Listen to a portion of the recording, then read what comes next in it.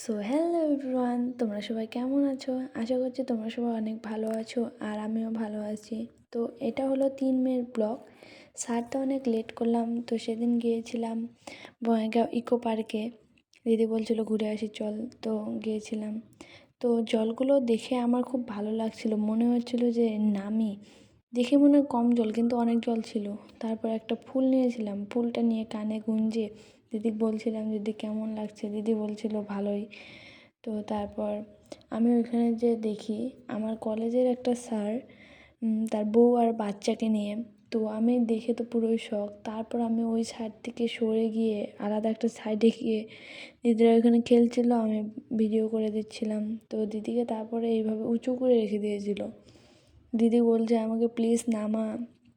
তারপরে দিদির ফ্রেন্ডটা নামিয়ে দিল, নামিয়ে দিয়ে তারপরে চলে এলাম ওইখান থেকে বেরিয়ে আমরা অল্প স্টাইল বাজারে গিয়েছিলাম।